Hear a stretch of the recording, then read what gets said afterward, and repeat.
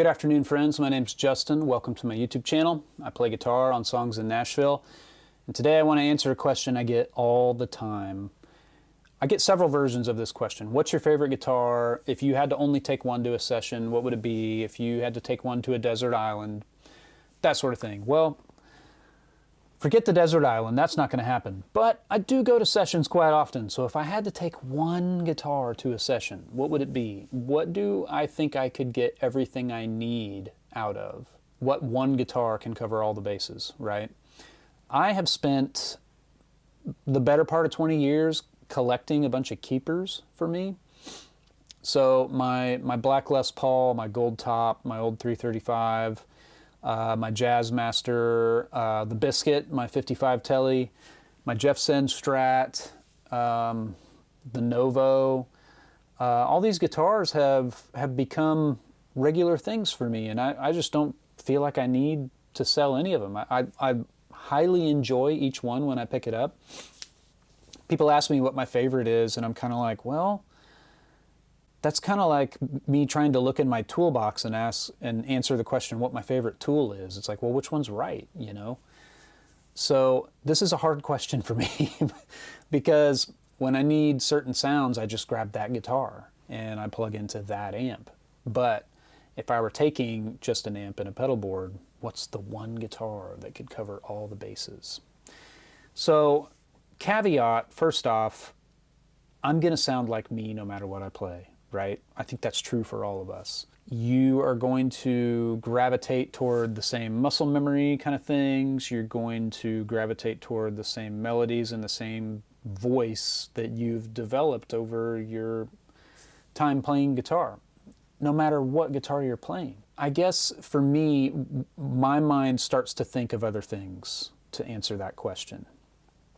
I want to know, can the guitar approximate a rock and roll bridge pickup sound, right?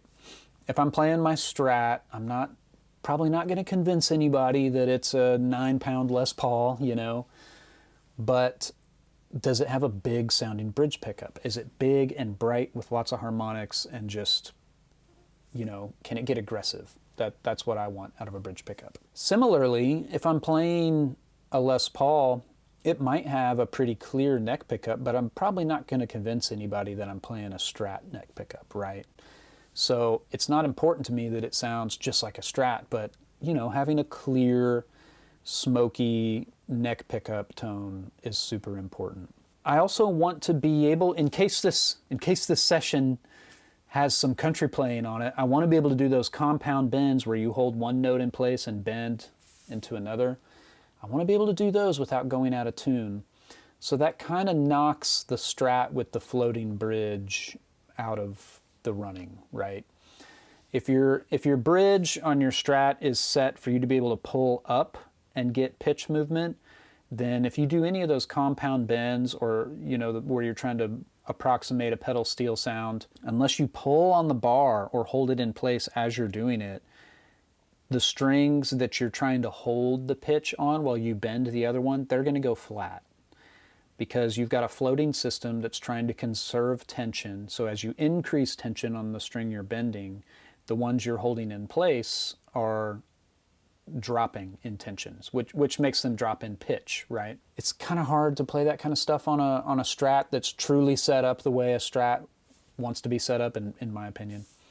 So it kind of knocks that out of the running. I also don't think it would be a Les Paul because I want some vibrato action, you know? And I guess if I had a Daniel Lanois type Les Paul with a Bigsby on it or whatever, I've played a few, and it just seems that the angles are so severe because of the size of the Bigsby and just being so close to the back of the bridge that it's easy to get strings hung up if you use it at all.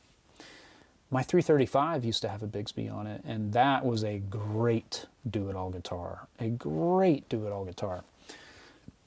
The other things I look for, which that 335 reminded me of, are intonation, playability, intonation not just in standard tuning, but also down a half step or down a whole step.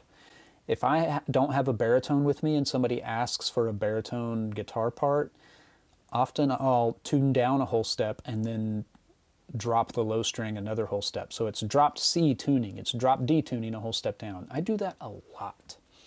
And certain guitars of mine really hold up to it a lot better than others. For me, in summary, any guitar that has a great rock and roll bridge pickup, a clear smoky neck pickup, a vibrato arm, probably gonna take a guitar that has one. If not, I'll be wrestling the neck to get some of that kind of movement, you know. And then just holding up under various alternate tunings really well and being well intonated. And maybe the most important thing is that it's inspiring to play. I don't want to play one that's going to fight me all the time, you know. I have some old funky guitars. I have this Supro, I think it's called the Normandy. I'm not even sure. I almost never use it because on a tracking session, it's impossible to use while the drums are playing in the same room as me. I'll show you why. Check this out. So, this is the Normandy, I think. Little Supro action. It's got these funky pickups. I don't even know what these are. I'm not entirely sure what all these do. But let's plug it in and check it out. This is an example of something I probably wouldn't take. I put a different bridge on it. It used to have a wooden bridge, but I wanted it to intonate. And I do believe these move around, so easy to knock the bridge out of position, right?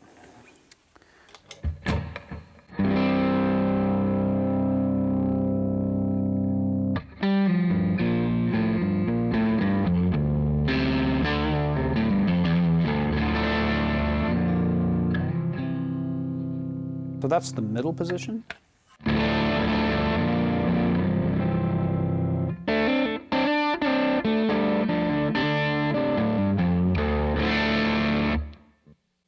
Oh, I have this tuned down a whole step too. Here's the bridge.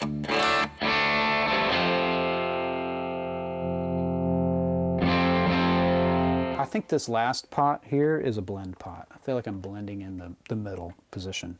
Middle position is the loudest.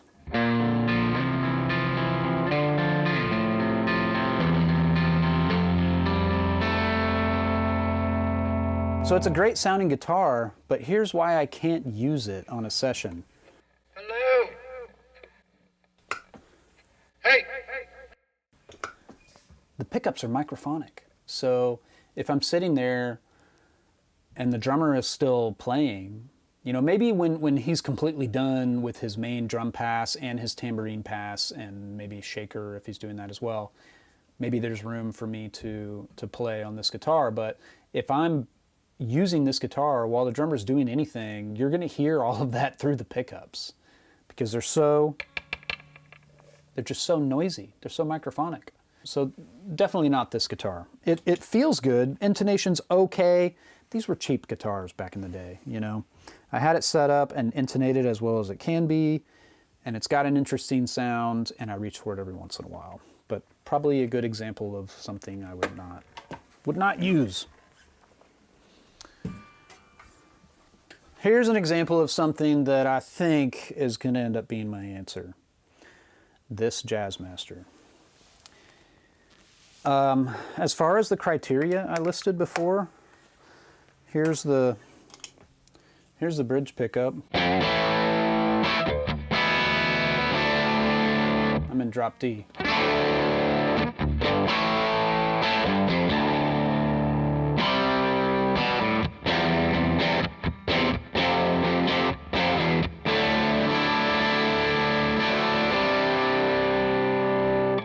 Like, I'm not going to convince anybody that that's a Les Paul, right? But man, it sure rocks. It sure is bright and loud, and notes jump off of it. That kind of satisfies that criteria for me. And then if I go to the neck pickup,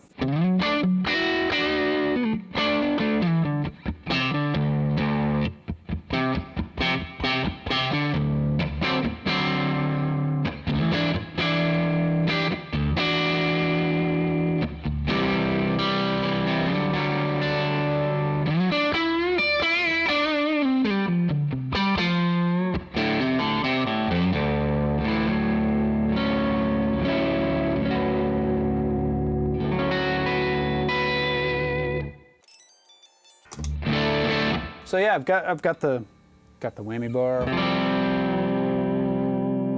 It's a little.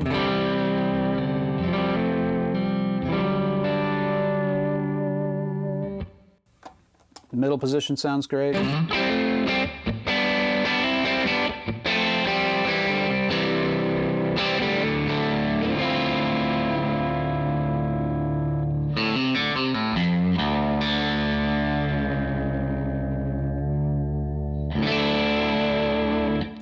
And it holds tuning well with the whammy bar. I can also drop this tuning a whole step and it sounds good. I have to be real light in my right hand, but I can play drop C with this guitar. So I can cover baritone sounds, I can cover angry rock sounds with the bridge pickup, I can cover the smoky, clear neck pickup stuff. I have a vibrato on it, so there's that sort of expression that's kind of cool for more ambient playing, right? And it feels really good, and it's intonated well, and it holds up under multiple tunings. Those are my criteria for taking one guitar to work, okay? So I think this would be the one. And the top of the list for most people, I would think, is probably a Strat with a humbucker in the bridge, right?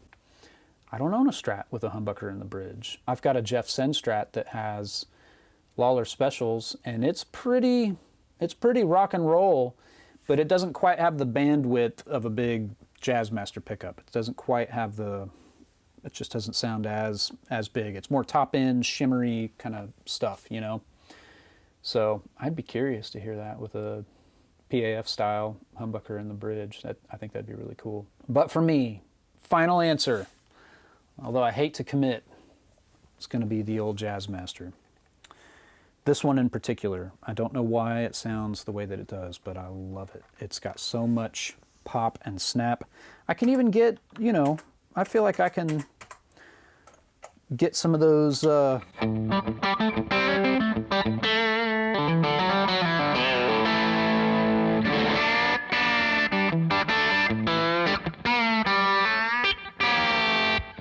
mean, those sorts of licks, they work on this guitar.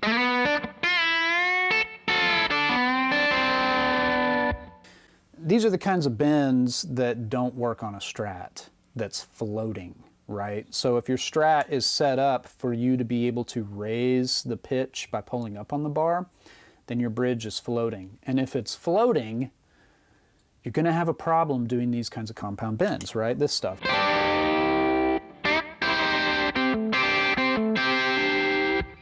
Or the opposite version of that.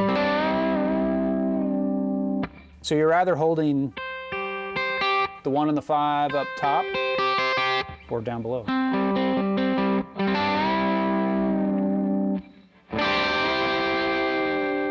Same thing, right? You're just changing the octave in which the rest of the chord is sitting. Well, on a floating bridge Strat, when you bend that string, the two that you're ringing out, that you're also playing, that aren't moving, they're going to decrease in tension because your floating system is trying to conserve tension, right? So you're increasing tension on the string that you're bending, and you're losing that tension on the strings that you're holding still.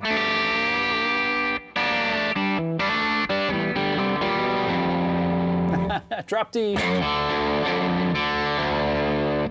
So anyway, that's probably that, and the little bit more shimmery than I would like bridge pickup is probably why I would not take my Strat as the one guitar for a session, you know. But if I've got a double gig bag, that Strat and my Les Paul Custom is a great combo. This guitar and my Les Paul Custom is a great combo. I typically don't take a Telly in a Les Paul because that's two guitars with no vibrato on them. I think the old Jazzmaster's the reigning king. And my Novo is up there too, for the same reasons. Real snarly bridge pickup, great clear neck pickup, vibrato that works, holds up with tuning. I love the way this guitar feels. This guitar feels like home, and the Novo feels really great too. So, you know, maybe what's missing in your life is an offset with a good vibrato arm on it. I'll talk to y'all later.